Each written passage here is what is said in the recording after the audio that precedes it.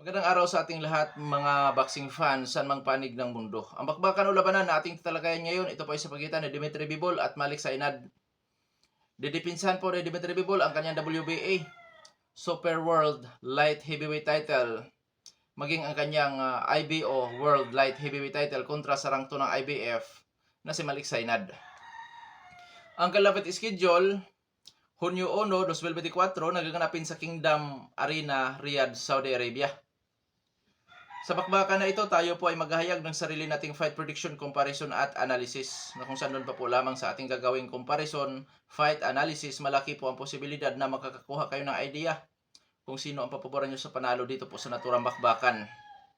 Na kung saan inaanyayahan ko po kayo na sana panoorin po ninyo ang buong video at syempre timbangin nyo rin po ang ating gagawing fight comparison at analysis. At nang sa ganon, makapagdesisyon po kayo kung sino ang papaboran nyo sa panalo dito po sa bakbakan. Maaring sang-ayon kayo sa aking gagawing prediction at maaari din pong hindi. Nasa inyo po kasi ang huling desisyon kung sino ang papaboran nyo dito. At dahil sa magkaroon niya po tayo ng comparison, marapat lamang na atin mo nang alamin ang kunting background dito sa magkabilang panig. Mula sa kanilang physical na appearance, eksperyensya o karanasan sa laban, maging sa kanilang mga taglay-taglay na skills o mga galawan. Dahil yan po ang ating gagamiting referensya naman doon sa ating paghayag sa comparison. Pero bago natin yan simulan, para po sa mga boxing fans na bago pa po lamang napadpad dito sa ating munting channel, inanyayahan ko po kayo na sana suportahan po ninyo sa pamamagitan po ng pag-subscribe, like, and share. At para po sa mga boxing fans na walang sawa na sumuporta at sumubaybay dito sa ating munting channel, taos puso po akong nagpapasalamat sa inyong lahat. Wala po andong sports PH kung wala rin po kayo mga idol. Kaya naman, hindi na natin patagalin pa. Alamin na natin kung ano ba ang mayroon dito sa magkabilang panig. At unahin natin ang sa panig ng challenger, rangto sa IBF na si Malik Sainad. Bilang isang professional boxer, itong si Malik Sainad po ay may impresibong kartada.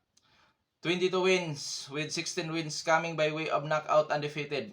May edad na 30 anyos, height 6 foot and 1 inches. Orthodox ang kanyang stance sa count ratio, 72.73%. Last fight, April 24, 2024. Nakasagupan nito si Jerome Pampilon na kung saan sa kanilang bakbakan IBF Eliminator second spot po sila. So, maging mandatory challenger sila sa may hawak po sa IBF. Na kung saan ay panalo po ni Malik Sainad ang kanyang laban kay Jerome Pampilon by unanimous decision. Ngayon, dadako tayo sa karanasan o eksperyensya nitong si Malik Sainad. Mga lods, di piho ang kanyang record sa amateur boxing. Pero mayroon po siyang mga laban sa amateur. Yun nga lang, hindi po piho. At dito naman sa professional boxing o sa professional fights, manggalan po tayo ng iilang mga dating opponent nito na para sa akin nakapagbibigay ito sa kanya ng magandang karanasan. At syempre nangunguna si Mikel Diallo, Jerome Pampilon, na kung saan may mga magagandang kartada po yan. At nakapagbibigay ng magandang laban kay Malik Sainad. Although tinalo ni Malik Sainad lahat yan, pero nakapagbibigay ito sa kanya ng magandang karanasan. Lalo na sa skills na kung nandun natin nakikita ang mga kakulangan nitong si Malik Sainad. Natatalakay naman natin mamaya sa kanyang skills. Mga undefeated po itong mga tinalo ni Malik Sainad na kung saan kapagbibigay sa kanya ng magandang karanasan. Si Mikel Diallo, 20-0. Si Jerome Pampilon, 18-0. At ang na-achieve pa po lamang nitong si Malik Sainad, ayon po sa mga website na ating sinuri, nahawakan din ito ang WBF Light Heavyweight title. Yung, ano ba yung WBF? Yun yata po yung World Boxing Federation, ganyan. WBC Mediterranean Light Heavyweight title, WBA Continental Light Heavyweight title, at ang IBO Continental Light Heavyweight title. So may mga regional title belts na pala na nasungkit itong si Malik Sainad sa kanyang paglahok dito sa professional boxing. Sa skills nitong si Malik Sainad mga lods, outboxer. Ibig sabihin, napaka-epektibo nito sa long range na suntukan. Pressure fighter style. Ibig sabihin, umaabante. Pero nagpapakawala ito ng jab 1-2 combination, pinapanatili niya ang kanyang distansya. Defensive style, which is yung kanyang pagbabackpedal, ginagamit niya ang 4 na kanto ng ring at nagpapakawala ng jab 1-2 combination at mga counter po. Taglay nito ang hand speed, liksi na galawan, siyempre power, timing at accuracy. At may husay ito pagdating po sa puntusan. Ngunit pagdating po sa depensa, yun ang dapat niyang i-improve. Oo, sana nakunan na punuan ito ng kanyang team na ma-improve ang head movement, ma-improve ang depensa ng boksingerong ito dahil sa tingin ko yun po ang mga kakulangan. Pagdating naman sa durability, sumasalo ito ng mga suntok pero nakikita kong may tibay. Hindi ko pa ito nakitang napabagsak or nagugrogi man lamang. Opo. Pero yung butas sa depensa na yan, abay, delikado yan pagka power puncher ang makalaban. Oo, baka makounter. Kasi bukas talaga ang pagmumukha nitong si Malik Sainad. Ngayon, isa pa, hirap siya sa close range sa suntukan. Kaya pinapanatili niya ang kanyang distansya. Sa madaling salita, marunong din siyang gumamit sa kanyang height. Reach advantage po mga lods. Ngayon, sa panig naman ng kasalukuyang world champion na si Dmitry Bivol ng Russia. Bilang isang professional boxer, itong si Dmitry Bivol ay may impresibong kartada po. 22 wins with 11 wins coming by way of knockout undefeated. May edad na 33 anyos, height 6 foot flat, reach 72 inches, orthodox din ang kanyang stance, knockout ratio 50%. Last fight nitong si Bivol, Disyembre 23, 2023, nakasagupa nito si Lyndon Arthur, panalo ba yun na mas desisyon, itong si Dmitry Bivol. Karanasan o eksperyensya nitong si Dmitry Bivol, bago ito pumasok sa professional boxing, dating lumalaban po sa amateur, na may impresibong kartada po sa amateur, 268 wins with 15 losses lamang.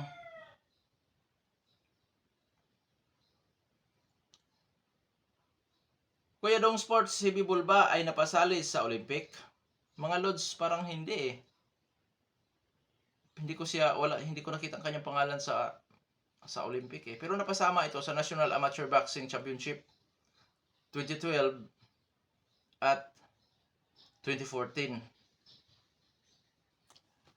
At sa ngayon, as a professional boxer, itong si Dmitry Bivol po, mga lods, bago ito maging ganap na world champion po talaga, bago niya mahawakan ang WBA Super World Champion, yun nga, 6 times itong naging WBA regular sa light heavyweight division at 5 times din siya naging WBA Super World Champion. Kasi itong WBA mga lods, maraming champion dyan. WBA regular, which is yung WBA World Light Heavyweight title. Sunod niyan, WBA Super World Champion. Tapos mayroon pa silang WBA Gold, mayroon pa WBA Interim. Basta maraming champion dyan sa ano. Pero ang pinaka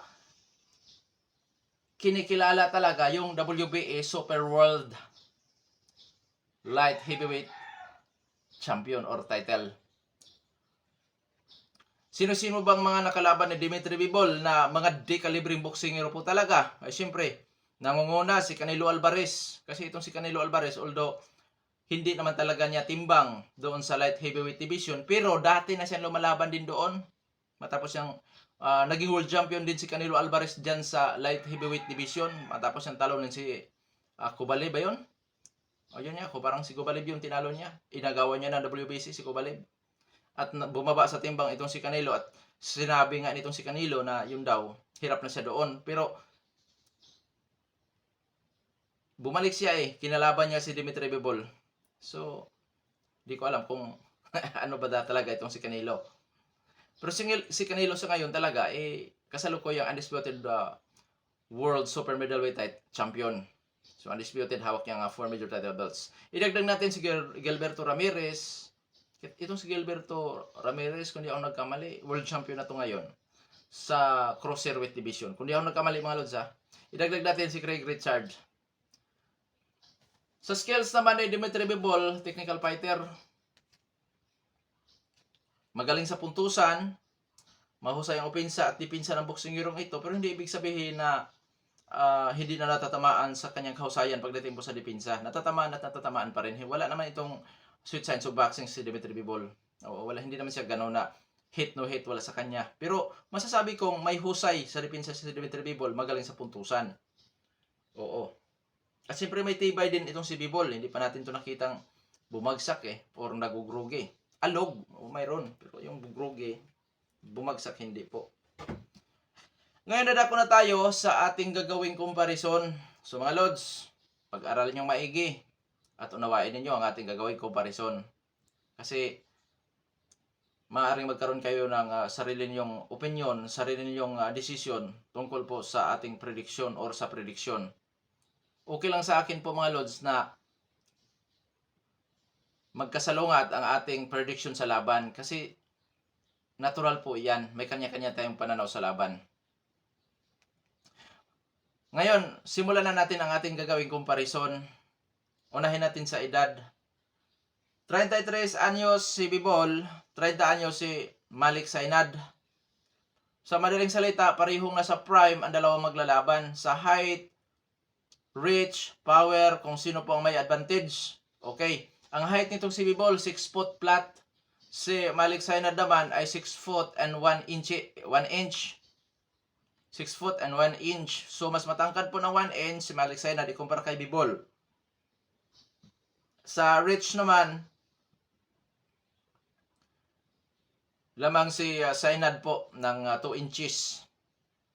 Sa kanilang stance, parehong orthodox. Pagdating sa knockout ratio, ang knockout ratio ng kasalukuyang kampiyon ng WBA na si Dimitri Bivol, umaabot po ang kanyang knockout ratio sa 50%. Si Malik Sainad naman po mga lods ay umaabot po ang kanyang knockout ratio sa 72.73%. So, lamang sa height, reach, power ang challenger na si Malik Sainad. Opo. Ngayon, sa activity. Last fight nitong si Dimitri Bivol, December 23, 2023. Ito namang si Malik Sainad, last fight, April 24, 2024. Mga lods, parehong nasa status sila na aktibo. So, parehong active ang dalawang maglalaban. Ngayon, dadako tayo sa eksperyensya o sa karanasan. Mga lods, lamang po talaga si Bivol. Walang duda. Oo, walang duda. Lamang po talaga si Bivol. Ngayon, may laban ba sa karanasan si Malik Sainad? Sa tingin ko mga lods, oo may laban. May laban. Kasi may mga matitindi na kalaban o nakasagupa rin itong si Malik Sainad. May laban sa karanasan. At saka may mga nasungkit na rin ito na mga titulo. Bagamat yan ay regional title pa po lamang. Pero doon pa rin papunta sa isang world title bout which is naging challenger na nga itong si Malik Sainad. At hindi po basta-basta challenger ito dahil rank 2 sa IBF. Nagtaka nga ako na palaban dito sa WBA ni Bivol. Gayong hindi naman siya nakaranking doon. Oo, sa ating pagsusuri. Maaring mali siguro ako. Baka may narinig kasi ako na rank 8 daw ito sa WBA si Malik Sainad. Which is hindi ko nasuri ang website ng WBA. Ang sinuri ko po ay ang sa boxing scene. Kung saan doon naka-rank 2 sa IBF si Malik Sainad. Pero, ang mahalaga doon mga lods, nasa ranking itong si Malik Sainad. Either sabihin natin rank 8 sa WBA ito or hindi, pero naka-rank 2 ito sa IBF, so, masasabi natin karapat dapat na mapalaban sa isang world title bout dahil kasama to sa mataas sa ranking dyan sa IBF, rank 2 ito si Malik Sainad. Pero dahil nandito tayo sa comparison mga lods, lamang po talaga sa karanasan si Bivol, lalo na si Bivol mga lods ay may impresibong kartada sa amateur boxing na umabot nga po ng 268 wins with 15 losses lamang. Yan pa lang mga lods ay hindi na po yan basta-basta na karanasan. halos lahat ng galawan nakaharap na ni Dimitri Bivol. Oo, sa ganyan 268. Ngayon dadako na tayo sa ating comparison sa skills. Outboxer at technical fighter. Sino llamado? Mga lods, lamang ang technical fighter. Bakit? Bagamat ang technical fighter ay bibihira din lumalaban ng sabayan, pero mas maraming galaw ang technical fighter kasi sila pwedeng lumaban sa brulan, pwede makipagsabayan na sa kanila na kasi yan eh. Kung gusto nila makipagsabayan, gusto nilang itaya ang kanilang sarili dyan na pwede namang hindi, nasa kanila yon dahil ang technical fighter, marami po talagang galaw yan. Lumalaban sa close range, lumalaban sa mid range, lumalaban sa long range na suntukan, which is epektibo. Halos sa lahat ng aspeto ang gagawin ng technical fighter. Pero may laban po ang Malik Sainad dito kay Bivol dahil itong si Malik Sainad taglay po ang liksi, hand speed at siyempre napakataas po ng kanya knockout ratio. Masasabi natin knockout artist. 72.73 ang knockout ratio nito. So may laban. Pero ang tanong dyan kung uubra pa rin ba, uubra ba to kay Dimitri Bivol? Kasi itong si Bivol ayon sa BoxRec, siya po ang number 1 dyan sa light heavyweight division. Oo. Siya po nangunguna. Ito naman si Malik Sainad sa BoxRec, sa kanilang ranking, rank 8. Talagang hindi po kalayuan, kumbaga. Kasi sa rank 1 to 10, ay napabilang si Malik Sainad sa 1 to 10 na ranking ng boxing scene. Kaya may ano talaga to, may asim kumbaga mga lods. Ngayon dadako na tayo sa ating official prediction. Dimitri Bivol sa tingin ko ang mananalo dyan by unanimous decision.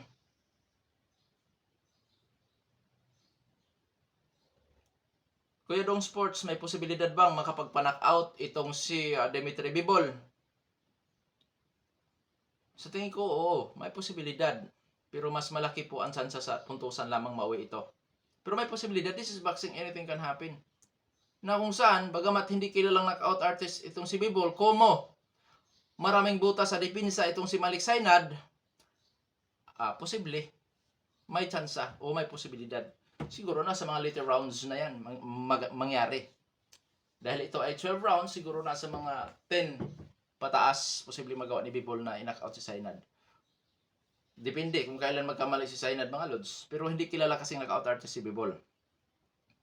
Sa palig naman ni Malik Sainad, may chance ba itong manalo? Ang sagot ko dyan, this is boxing, anything can happen. Hindi porkit dihado ay talo na kaagad yan. Hindi porkit liyamado ay tiyak ang panalo. Gamit ang liksi, hand speed, power ni Malik Sainad, posible din niyang mapagpatamaan si Dimitri Bivol ng solido, sanhid ang pagbagsak. At posible din na magawa ni Malik Sainad na manalo sa puntusan gamit pa rin ng kanyang skills, which is ang kanyang pagka-outboxer.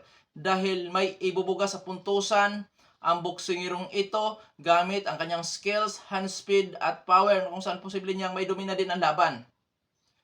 Bagamat maraming mga boxing fans na aaring hindi sang-ayon sa aking sinasabi, pero tandaan natin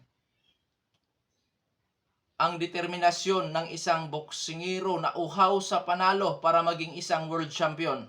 Ito na yung pinakamalaking laban ni Malik Sainad na kung saan imposibleng hindi niya pinaghandaan ng hustong itong si Dimitri Bivol.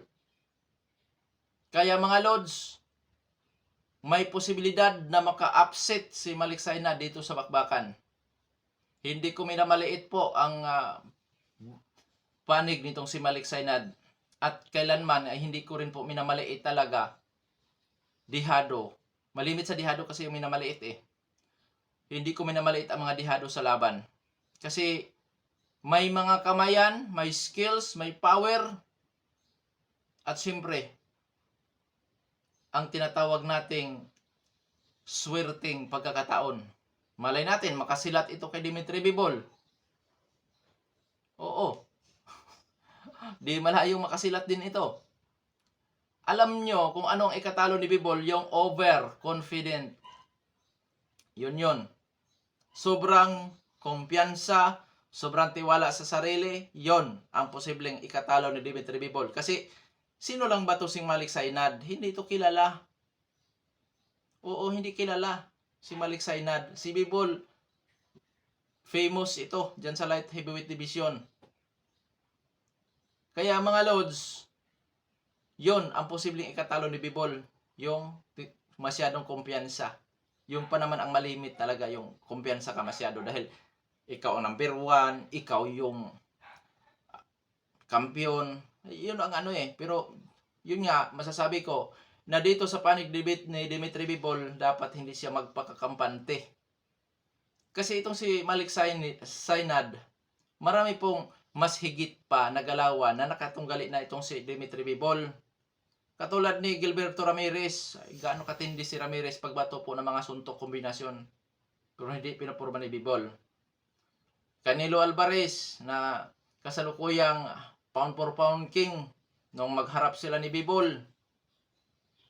Pero isa pa yan mga Lods, malimit na talo ng mga famous. Doon yan natatalo sa mga hindi kilalang boksingero. Anong sanhi? Sobrang confident. Sobrang kumpiyansa.